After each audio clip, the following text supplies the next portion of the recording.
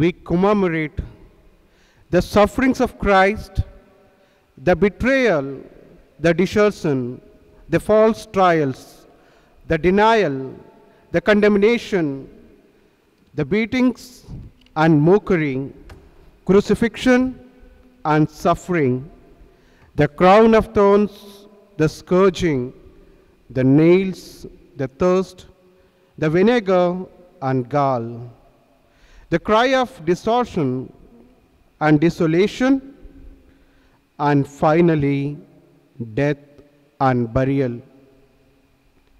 Today's services are all aimed at following and allowing us to experience some sense of pain, humiliation, and ending in the journey to the cross. The author of life is at work transforming death into life. The sacrifice on the cross was the offering of God Himself. God, the Almighty and infinite Master of the universe, made an infinite offering by His sacrifice on the cross. Our Lord spared no pain, retained no shred of human dignity. There is no sacrifice we can make that can even compare to His. For though we suffer, we are sinful. Our Lord was perfect and was tortured and killed for us. He was in control of His death, and that His work of redemption was accomplished and fulfilled. How strange, while our death is radical unfulfillment, is total fulfillment. Each member of the church must try to understand at what cost Christ has won our redemption. The profound and awesome event of death and burial of God in the flesh is marked by a particular kind of silence, that is, by absence of the Eucharistic celebration. The church, stripped of its garments and the ornaments, the altar is bare, and with the door of the empty tabernacle standing open as if in mourning. Traditionally, the organ is silent from Holy Thursday until the Alleluia at the Easter Vigil, as all bells. Today, the entire church fixes a gaze on the cross at Calvary. The crucifix will rule the altar shortly.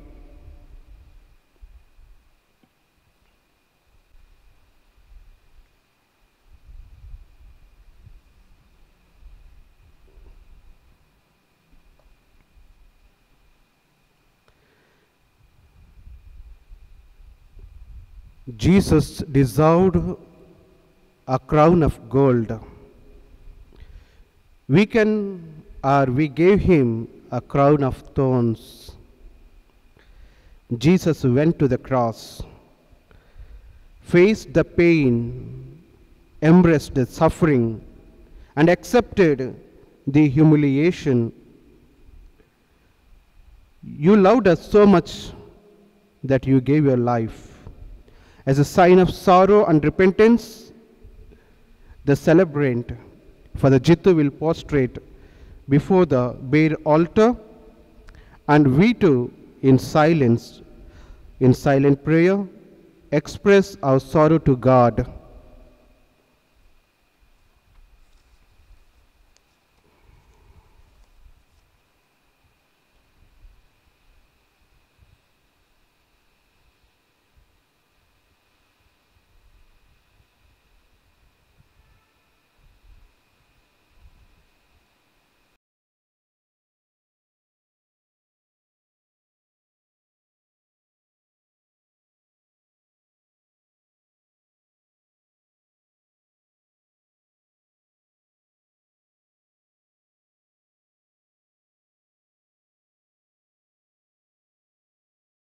O God, who by the passion of Christ your Son, our Lord, abolished the death inherited from ancient sin by every succeeding generation, grant that just as being conformed to him, we have borne by the law of nature the image of the name man on of earth, so by sanctification of grace we may bear the image of the man of heaven, through Christ our Lord. Amen. We shall now have the readings. The first reading. Let us listen to the prophecy of Isaiah.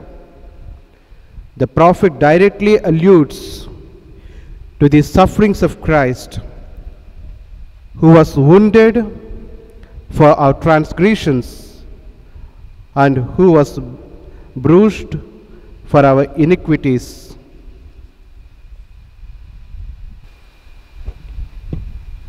The first reading,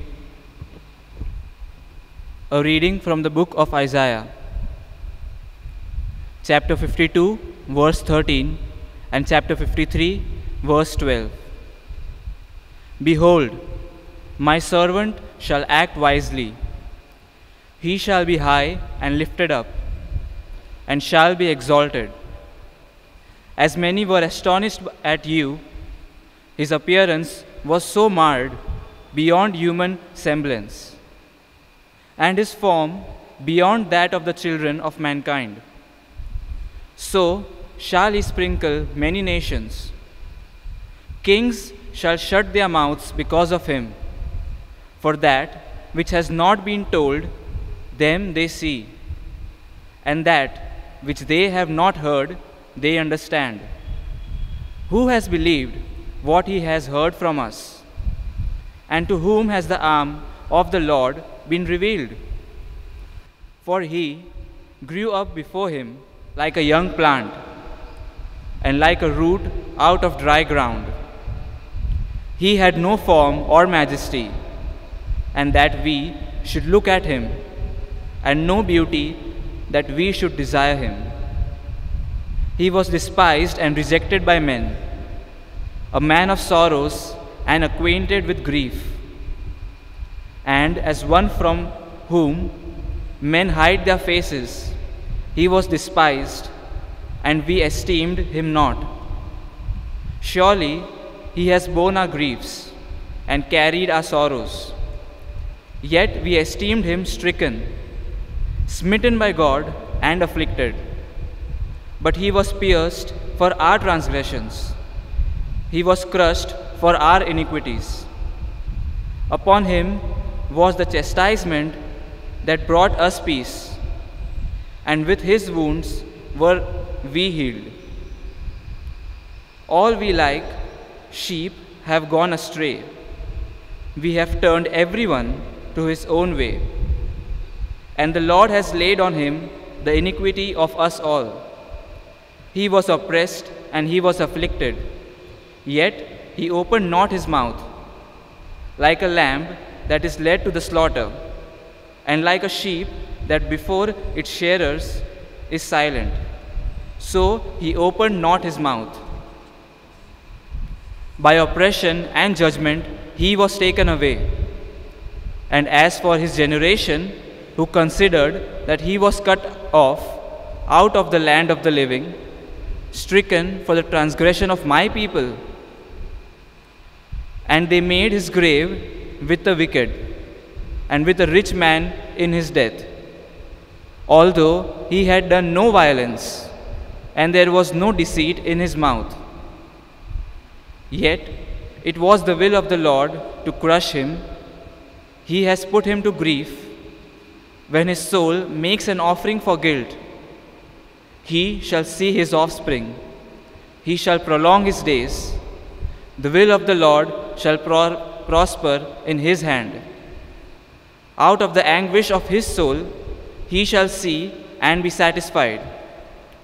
By his knowledge shall the righteous one, my servant, make many to be accounted righteous, and he shall bear their iniquities.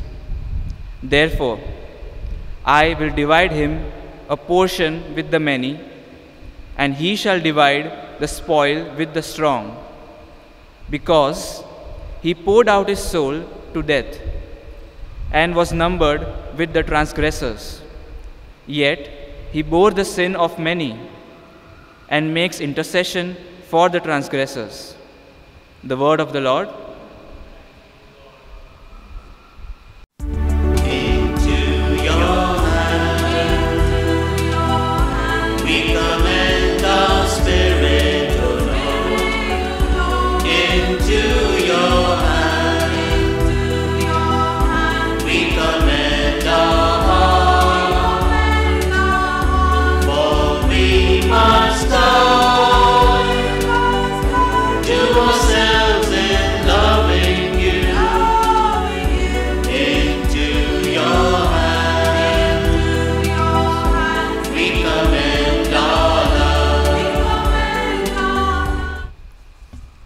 Responsorial psalm. Let our response be, Father, into your hands I commend my spirit. Father, into your hands I commend my spirit.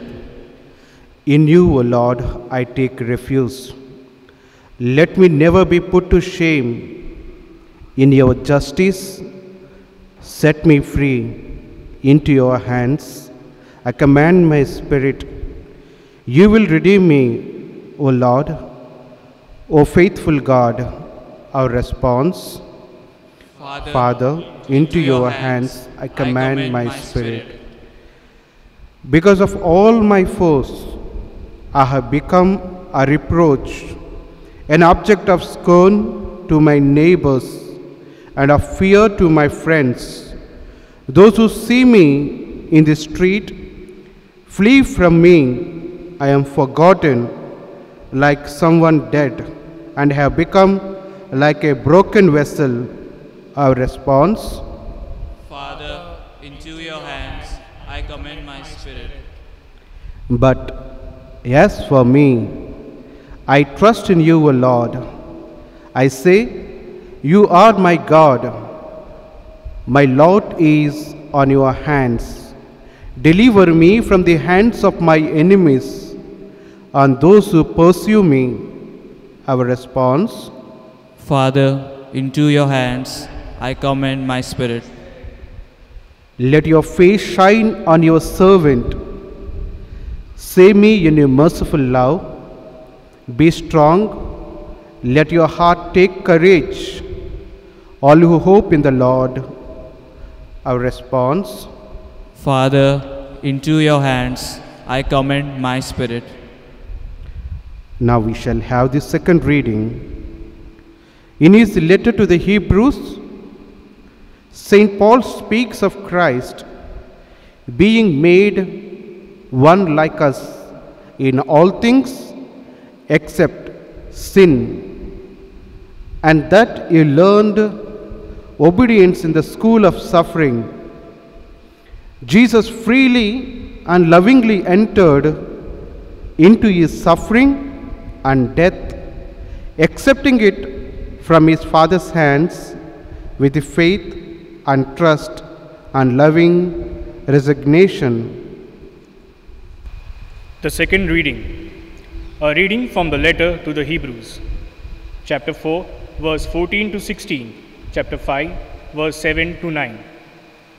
Brethren, since we have a great high priest who has passed through the heavens, Jesus, the Son of God, let us hold fast our confession. For we do not have a high priest who is unable to sympathize with our weaknesses, but one who in every respect has been tempted as we are, yet without sin. Let us then, with confidence, draw near to the throne of grace, that we may receive mercy and find grace to help in time of need. In the days of his flesh, Jesus offered up prayers and supplications with loud cries and tears to him who has able to save him from death. And he was heard because of his reverence. Although he was a son, he learned obedience through what he suffered. And being made perfect, he became the source of eternal salvation to all who obey him. The word of the Lord. Thanks be to God.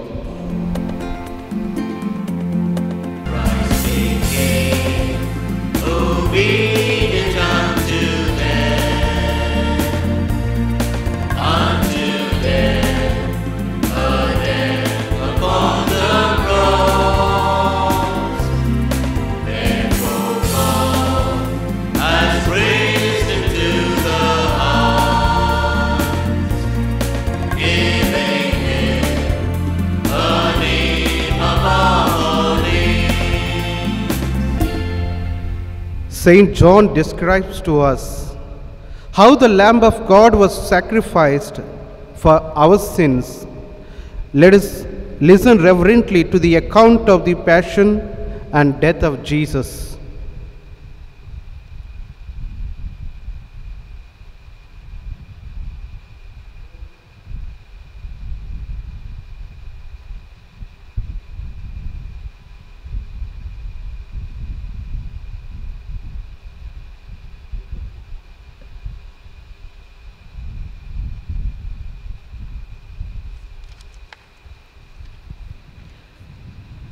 The Passion of our Lord Jesus Christ according to Saint John.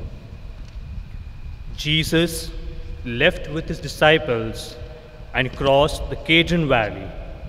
There was a garden there, and he went into it with his disciples. Judas, the traitor, knew the place well, since Jesus had often met his disciples there. And he brought the cohort to this place together with a detachment of guards sent by the chief priests and the Pharisees, all with lanterns and torches and weapons. Knowing everything that was going to happen to him, Jesus then came forward and said, Who are you looking for? They answered, Jesus the Nazarene. He said, I am he. Now Judas the traitor was standing among them. When Jesus said, I am he, they moved back and fell to the ground. He asked them a second time, Who are you looking for? Jesus the Nazarene. Jesus replied, I have told you that I am he. If I am the one you are looking for, let these others go. This was to fulfill the words he had spoken. Not one of those you gave me have I lost. Simon Peter, who carried a sword, drew it and wounded the high priest's servant, cutting off his right ear. The servant's name was Malchus. Jesus said to Peter, Put your sword back into its scabbard. Am I not to drink the cup that the Father has given me? The cohort and its captain and the Jewish guards seized Jesus and bound him. They took him first to Annas, because Annas was the father-in-law of Caiaphas, who was the high priest that year. It was Caiaphas who had suggested to the Jews, It is better for one man to die for the people. Simon Peter, with the other disciples, followed Jesus. This disciple, who was known to the high priest, went with Jesus into the high priest's palace. But Peter stayed outside the door. So the other disciple, the one known to the high priest, went out, spoke to the woman who was keeping the door, and brought Peter in. The maid on duty at the door said to Peter, Aren't you another of that man's disciple? He answered, I am not. Now it was cold, and the servants and guards had lit a charcoal fire and were standing there warming themselves. So Peter stood there too, warming himself with the others. The high priest questioned Jesus about his disciples and his teaching. Jesus answered, I have spoken openly for all the world to hear. I have always taught in the synagogue and in the temple where all the Jews meet together. I have said nothing in secret. But why ask me? Ask my hearers what I have taught. They know what I said. At these words, one of the guards standing by gave Jesus a slap on the face, saying, Is that the way to answer the high priest? Jesus replied, If there is anything wrong in what I said, point it out. But if there is no offense in it, why do you strike me? Then Annas sent him, still bound, to Caiaphas the high priest. As Simon Peter stood there warming himself, someone said to him, Aren't you another of his disciples? He denied it, saying, I am not. One of the high priest's servant, a relation of the man whose ear Peter had cut off, said, Didn't I see you in the garden with him? Again Peter denied it, and at once a cock crew.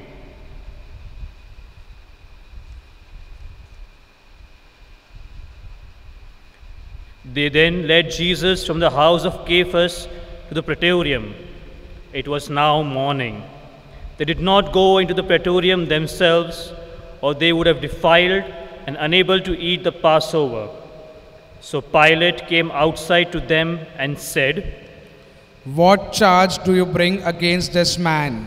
They replied, If he were not a criminal, we should not be handing him over to you. Pilate said, Take him yourself and try him by your own law. The Jews answered, We are not allowed to put a man to death. This was to fulfill the words Jesus had spoken, indicating the way he was going to die. So Pilate went back to the praetorium and called Jesus to him. He asked, Are you the king of the Jews? Jesus replied, Do you ask this of your own accord? Or have others spoken to you about me? Pilate answered, Am I a Jew? It is your own people and the chief priest who have handed you over to me. What have you done? Jesus replied, Mine is not a kingdom of this world. If my kingdom were of this world, my men would have fought to prevent my being surrounded to the Jews. But my kingdom is not of this kind. Pilate said. So you are a king then? Jesus answered, It is you who say it. Yes, I am a king. I was born for this. I came into the world for this, to bear witness to the truth. And all who are on the side of truth, listen to my voice. Pilate said, Truth? What is that? and with that he went out again to the Jews and said, I find no case against him. But according to a custom of yours, I should release one prisoner at the Passover. Would you like me then to release the king of the Jews? At this they shouted, Not this man, but Barabbas. Barabbas was a brigand. Pilate then had Jesus taken away and scourged. And after this, the soldiers twisted some thorns into a crown and put it on his head and dressed him in a purple robe. They kept coming up to him and saying, Hail, King of the Jews! And they slapped him in the face. Pilate came outside again and said to them, Look, I am going to bring him out to you, to let you see that I find no case. Jesus then came out wearing the crown of thorns and the purple robe. Pilate said, "Here is the man." When they saw him, the chief priests and the guards shouted. "Crucify him! Crucify him!" Pilate said, "Take him yourselves and crucify him. I can find no case against him. The Jews replied, We have a law, and according to that law, he ought to die, because he claimed to be the Son of the God." When Pilate heard them say this, his fears increased. Re-entering the praetorium, he said to Jesus, "Where do you come from?" but Jesus made no answer. Pilate then said to him, "Are you refusing to speak to me? Surely you know I have power to release you, and I have power to crucify you." Jesus replied, You would have no power over me if it had not been given you from above. That is why the one who handed me over to you has the greater guilt. From that moment, Pilate was anxious to set him free, but the Jews shouted, "If you set him free, you are no friend of Caesar. Anyone who makes himself king is defying Caesar." Hearing these words, Pilate had Jesus brought out and seated himself on the chair of judgment at a place called the Pavement, in Hebrew, Gabbatha. It was Passover preparation day, about the 6th hour. Pilate said to Jesus, "Here is your king. the Jews said, Take him away. Take him away. Crucify him." Pilate said, "Do you want me to crucify your king?" the chief priests answered. "We have no king except Caesar." So, in the end, Pilate handed him over to them to be crucified. They then took charge of Jesus, and carrying his own cross, he went out of the city to the place of the skull, or as it was called in Hebrew, Golgotha, where they crucified him with two others, one on either side with Jesus in the middle. Pilate wrote out a notice and had it fixed to the cross. It ran, "Jesus the Nazarene, King of the Jews." This notice was read by many of the Jews, because the place where Jesus was crucified was not far away from the city, and the writing was in Hebrew, Latin, and Greek. So the Jewish chief priests said to Pilate, "You should not write King of the Jews, but this man said, 'I am the King of the Jews.'" Pilate answered, "What I have written, I have written."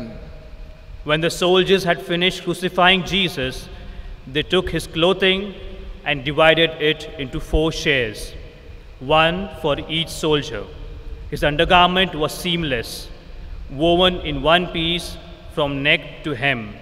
So they said to one another, "Instead of tearing it, let's throw dice to decide who is to have it." In this way the words of Scripture were fulfilled. "They shared out my clothing among them. They cast lots for my clothes." This is exactly what the soldiers did. Near the cross of Jesus stood his mother and his mother's sister, Mary, the wife of Clopas, and Mary of Magdala. Seeing his mother and the disciple he loved standing near her, Jesus said to his mother, Woman, this is your son. Then to the disciple he said, This is your mother. and from that moment the disciple made a place for her in his home. After this, Jesus knew that everything had now been completed. And to fulfill the scripture perfectly, he said, I am thirsty. A jar full of vinegar stood there. So putting a sponge, soaked in the vinegar on a hyssop stick. They held it up to his mouth. After Jesus had taken the vinegar, he said, "It is accomplished." And bowing his head, he gave up his spirit.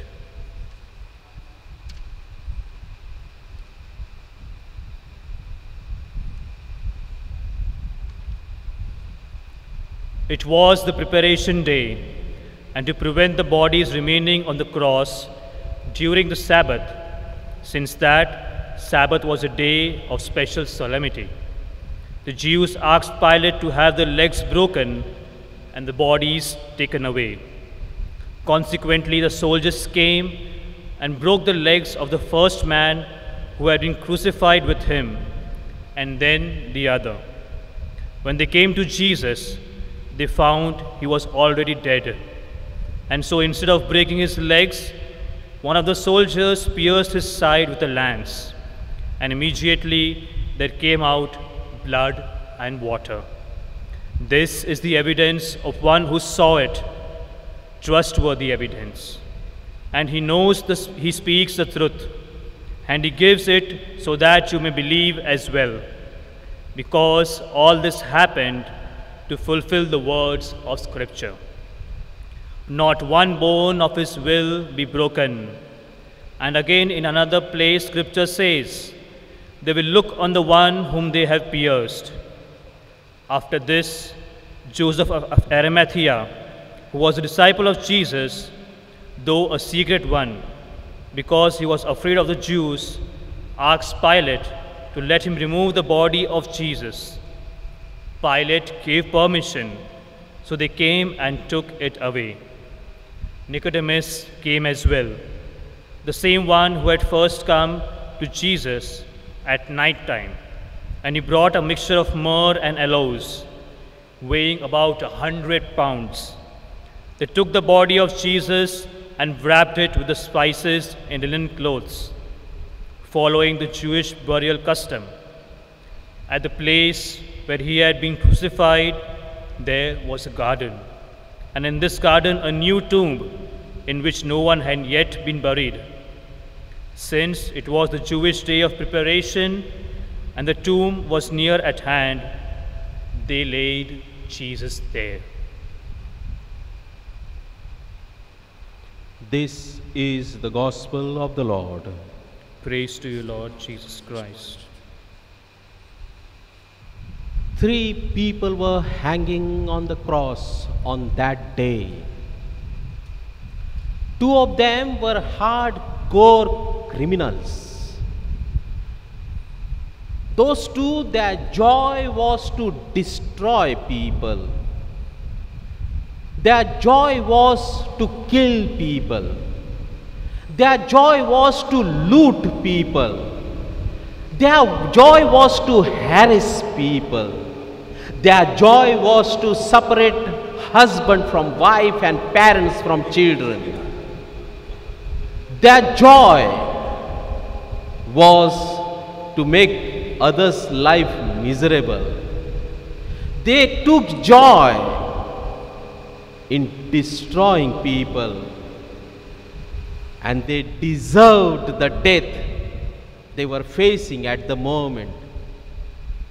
But still there was a bit of difference between these 2.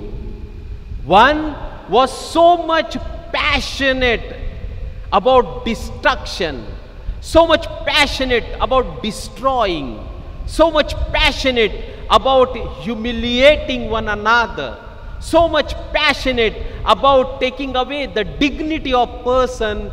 He continued his passion even on the cross, humiliating others. Even on the cross, he humiliated Jesus and his other comrade, companion on the cross. On the other hand, the other criminal, the other robber, there was something happening deep within his heart. Because he looked at Jesus. However criminal he was, however hardcore robber he was, he looked at Jesus and he felt transformation within his heart. Jesus transformed his heart, and he confessed towards the end of his life, Lord, remember me. I deserve this death, and I do not deserve heaven. But when you are in your Father's house, remember me. And that's enough for me. Just seeing the face of Jesus, he was transformed. Middle of these two hardcore criminal was lying a man called Jesus. Innocent man, good man. Then why was he hanging on the cross, middle of these two criminals? It's not because of his wrongdoing, but because of his friends, because of his near and dear ones, because one of his closest friend had betrayed him little while ago, because one of his friend had denied him, because many of his friends had deserted him, because of their selfishness, because of their ego, because of their materialistic love, because of their worldliness, they had denied their own Lord and Master. And this very man was ready to die 100 deaths on the cross for the sake of his love for his friends. Friends? Yes, friends. The friends whom he loved till the end. Even he was ready to die on the cross. But on the other hand, his friends had deserted him. His friends had denied him. His friends had handed him over to his enemies. Why? Because they fell in love with material things. They gave priority to material things. They gave priority to money. They gave priority to their ego. They gave priority to their pride. And they killed their very loving dear friend. They didn't care what happens to their friend as long as their pride is satisfied, their ego is satisfied. They killed him. They destroyed Jesus. No. Who could kill Jesus? Who could kill God? They didn't kill Jesus. They only crucified him. Jesus voluntarily decided to die. Who could kill Jesus? They had killed their friendship on that evening. They had killed their relationship that evening. They had sold themselves. They had sold their love and their trust for a handful of money. They had sold themselves. They had killed their love. How could they kill Jesus? They couldn't kill Jesus. On the other hand, Jesus was ready to die 100 deaths to save the same people who had killed themselves for little. And here is that Jesus. However, still there was a chance for these people who had sold their love, their relationship. They had to do only one thing: come back to Jesus. One of them decided to come back to Jesus. And what he had to do, he had to only look at Jesus, and salvation would come home to himself. Peter looked at Jesus and salvation was granted to him. On the other hand, Judas was ready to give up all that he had won by giving up Jesus, he gave up everything, but he failed to do one thing. He failed to come back to Jesus. That is the true confession and transformation.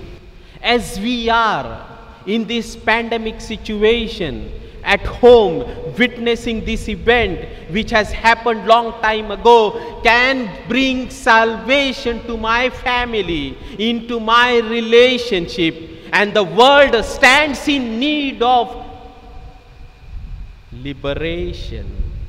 The world stands in need of forgiveness. And the only person can bring forgiveness, liberation, unity, peace and love into our family is only Jesus. Just by reconciling with one another, we are not going to experience peace in our family, love in our relationship. We are limited. We can't do it. We need to bring Jesus back into our relationship. We need to bring Jesus back into our family. If our family is experiencing trouble, trials and tribulations, it's a time. If the world is disturbed, we need to bring back Jesus. And he is waiting. Jesus is waiting for you and for me. Jesus is waiting to see us under the cross. He is ready to die 100 death on the cross and waiting for us to see us under the cross, to give us the salvation, to give us the joy of life. It's never late. It's never late. We just have to look at our Jesus and bring him home into ourselves and into our relationship. Jesus is looking for us under the cross.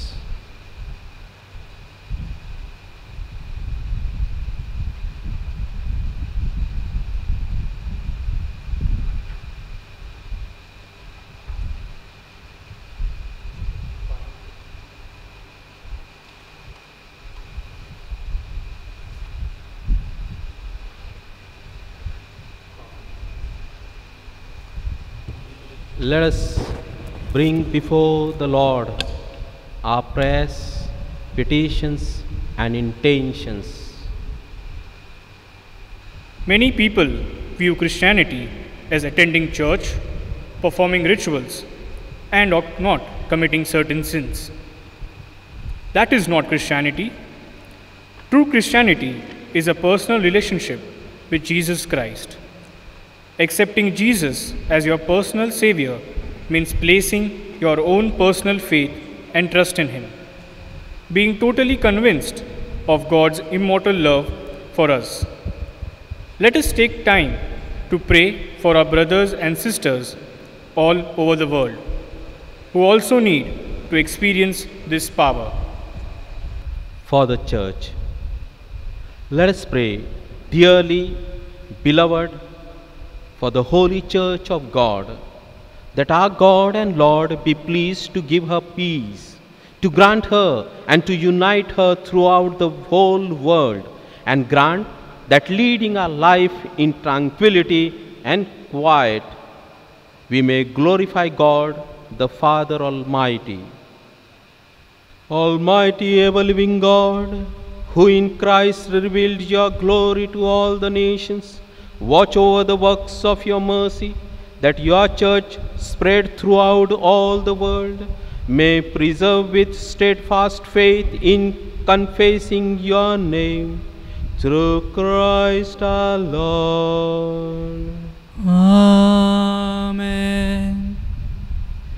For the Pope, let us pray also for our most holy Father, Pope Francis, that our God and Lord, who chose him for the order of bishops, may keep him safe and unharmed for the Lord's holy church, to govern the holy people of God.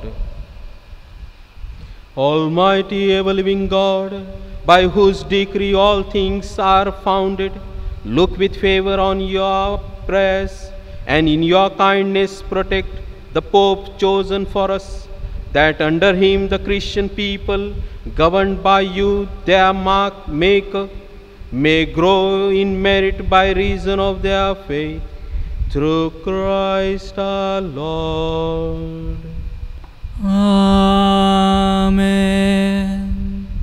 For all orders and decrees of the faithful, let us pray also for our Bishop Godfrey, for all bishops, priests, deacons of the church, and for the whole of faithful people. Almighty ever-living God, by whose Spirit the whole body of the church is sanctified and governed, hear our humble prayer for your ministers, that by the gift of your grace all may serve you faithfully. Through Christ our Lord.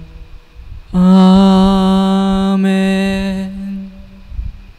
For the unity of Christians, let us pray also for all our brothers and sisters who believe in Christ, that our God and Lord may be pleased as they live the truth, to gather them together and keep them in his one church. Almighty ever-living God, who gather what is scattered and keep together what you have gathered, look kindly on the flock of your Son, that those whom one baptism has consecrated may be joined together by integrity of faith and united in one bond of charity. Through Christ our Lord. Amen. For those who do not believe in God, let us pray also for those who do not acknowledge God, that following what is right in sincerity of heart, they may find the way to God himself. Almighty ever-living God, who created all people to seek you always by desiring you and by finding you, come to rest, grant we pray, that despite every harmful obstacle, all may recognize the signs of your fatherly love and the witnesses of good works done by those who believe in you, and so in gladness confess you, the one true God and Father of our human race, through Christ our Lord. Amen. Let us pray for all the victims of this pandemic situation. Let us pray for all the sick people in this pandemic situation, all the doctors, the nurses, the volunteers who are going out risking their lives to save the lives of humanity. All those people, because of pandemic situation, unable to meet their two ends. Almighty and ever-living God, we offer to you every individual who is affected by this pandemic situation, all those who are sick in the hospital, all those who are home quarantined, all the people who are helping them in one way or the other, all the doctors, nurses, volunteers who are risking their lives to save the lives of one another. Grant them your blessing, that they may experience your healing touch, and grant them the peace of heart in their families and in their relationship. Through Christ our Lord. Amen.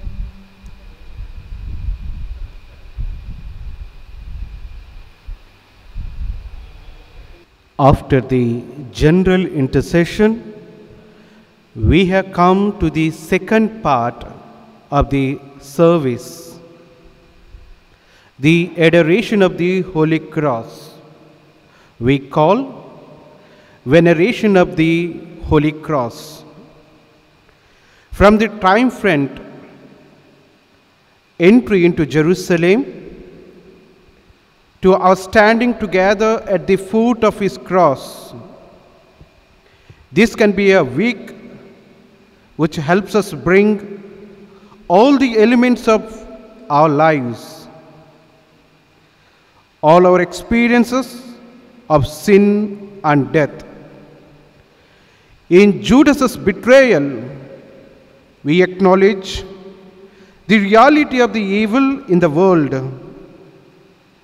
Judas had been offered a relationship with Jesus in incarnate presence of the love of God, but instead chose aligning himself with Satan.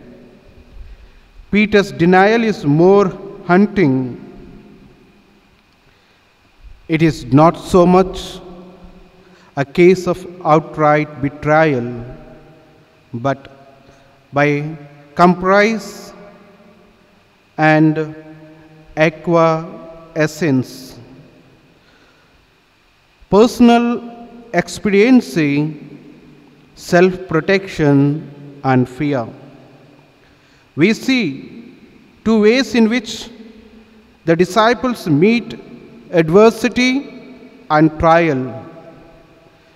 Jesus, who holds nothing back for the sake of those he loves, while Peter holds everything back for his own sake. The betrayal of Jesus' love does not come in the dramatic announcement, "Crucify him," but in the more subtle denial of allegiance to the one who gives his life for us. For you and me, Christ embraced death on the cross. We shall now venerate the cross 3 times. The celebrant will invite us to behold Christ's cross, and we shall all respond, "Come, let us adore him."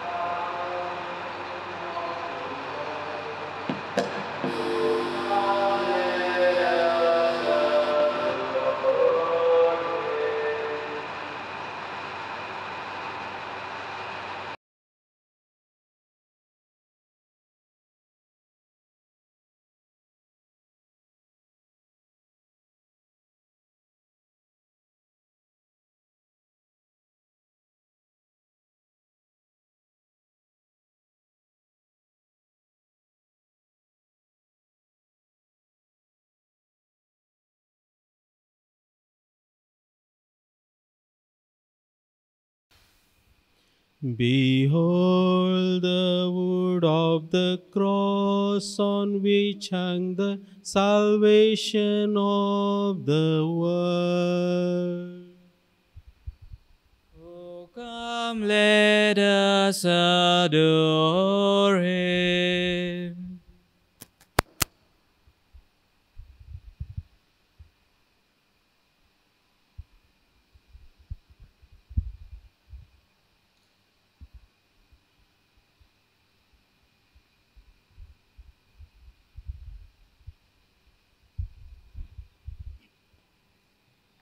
Behold the wood of the cross on which hung the salvation of the world. Oh, come, let us adore Him. Sing glory to the cross of Christ, sing glory. Sing glory. Sing glory. Glory.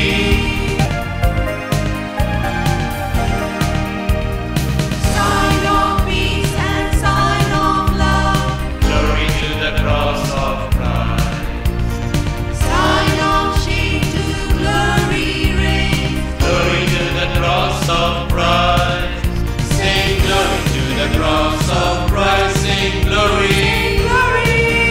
Sing glory. Sing glory. Glory.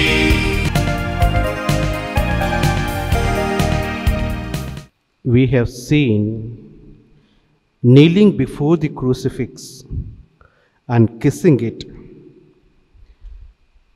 We are paying the highest honor to our Lord's cross as the instrument of our salvation, because the cross is inseparable from His sacrifice. In reverencing His cross, we in effect adore Christ. Thus, we affirm, we adore thee, O Christ, and bless thee, because by thy holy cross thou hast redeemed the world. Let us enter into the third part of our celebration today. Let's prepare ourselves to receive the Holy Communion. At the Saviour's command and formed by divine teaching, we dare to say, Our Father, who art in heaven, hallowed be thy name. Thy kingdom come, thy will be done on earth as it is in heaven. Give us this day our daily bread, and forgive us our trespasses, as we forgive those who trespass against us. And lead us not into temptation, but deliver us from evil. Deliver us, Lord, from every evil, and grant us peace in our day. In your mercy, keep us free from sin and protect us from all anxiety as we wait in joyful hope of the coming of our Savior, Jesus Christ. For the kingdom and the power and the glory are yours, now and forever.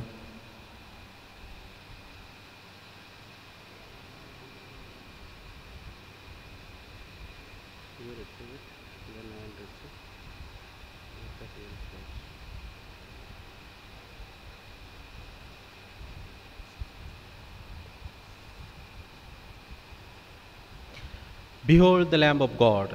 Behold he who takes away the sins of the world. Happy are we who are called to this banquet. Lord, I am not worthy that you should enter under my roof, but only say the word, and my soul shall be healed.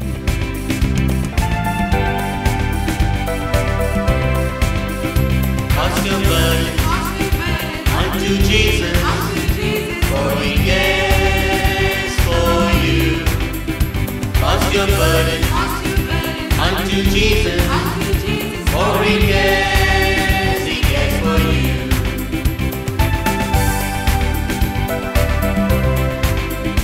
Higher, higher, higher, higher, higher, higher. Lift up Jesus higher.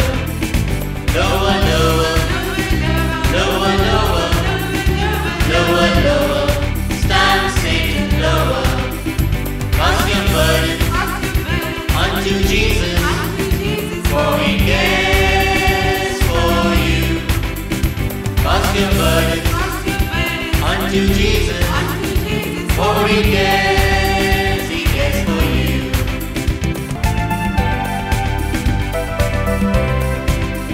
Let us pray. Almighty ever-living God, who have restored us to life by the blessed death and resurrection of your Christ, preserve in us the work of your mercy, that by partaking of this mystery, we may have a life unceasingly devoted to you through Christ our Lord. Amen. May Almighty abundant blessing of our Lord, we pray, descend upon your people who have honored the death of your Son in the hope of their resurrection. May pardon come, comfort be given, holy faith increase, and everlasting redemption be made secure through Christ our Lord. Amen.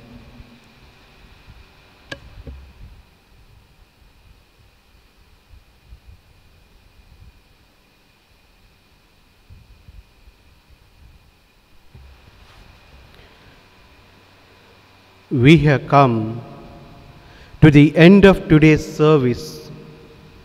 The events of that day should ever be on our minds, because the death of Christ on the cross is the paramount event of the Christian faith.